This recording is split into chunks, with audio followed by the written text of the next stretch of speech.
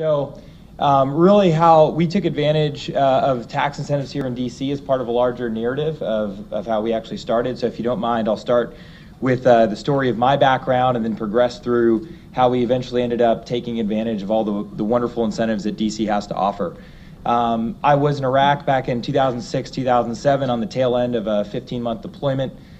Decided that I wanted to leave the Army. My commander had some colorful language for me, as you might imagine, but he also said, I want you to apply to Harvard Business School, where he had earned his MFA in Russian. I replied, sir, I lead a pack of wild men. I haven't used a 3-syllable word in the last month. I don't know if it's time to write essays for Harvard, but he pushed me and ended up at Harvard in the class of 2010.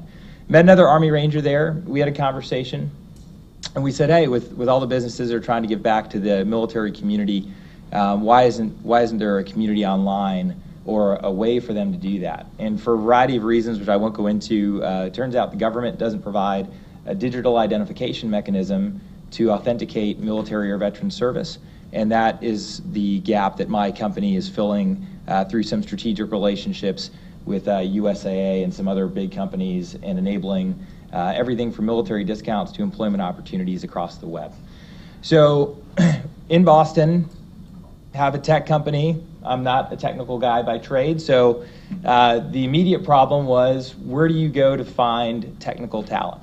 And as you look across the different markets that you could choose, the Valley, New York, stay in Boston, DC, if you look at the average turnover rate of a computer science major or an engineer in the Valley, it's 100%.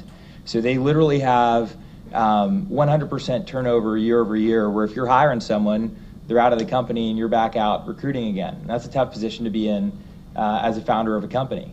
Looked at New York. New York has a growing tech scene, but they have also a lot of venture-backed companies, just like Boston does, that compete for talent. So as we look more closely at DC, and we realized, AOL has a lot of talented folks that are leaving and starting their own ventures, and there's a lot of developers down here, but maybe working for government contractors. As an entrepreneur, my view is that if I can't convince a very talented kid, who's just out of Virginia Tech or out of Georgia Tech, that they don't want to spend the next 20 years of their life doing, legacy database integration, and they would rather build something that would change people's lives, then I have no business being an entrepreneur. So from a high level, I think DC has a tremendous advantage in terms of the technical talent that's available to new companies, and that was a big part of why we moved to DC. So the next piece, once we were here, where are we going to base? And for a variety of reasons, the DC Metro was the answer for us.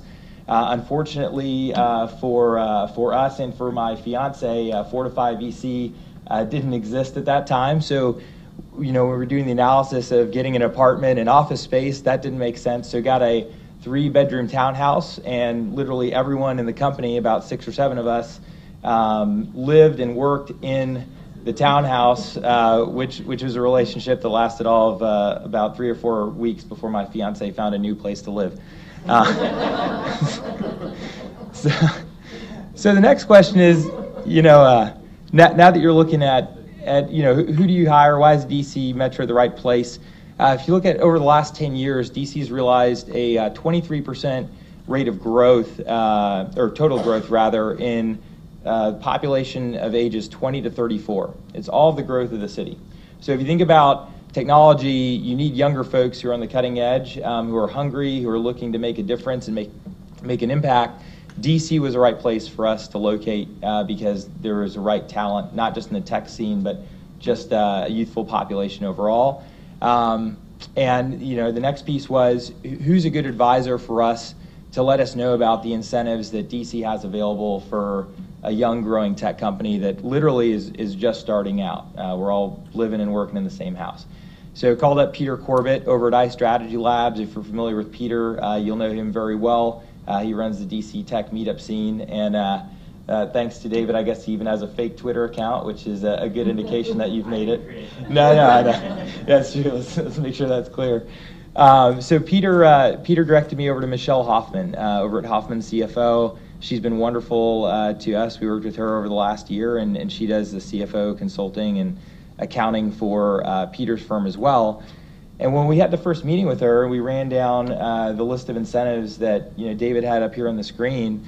Pretty incredible. If you think about no franchise tax fee if you're in a qualified high-tech development zone, which by chance the townhouse I picked was.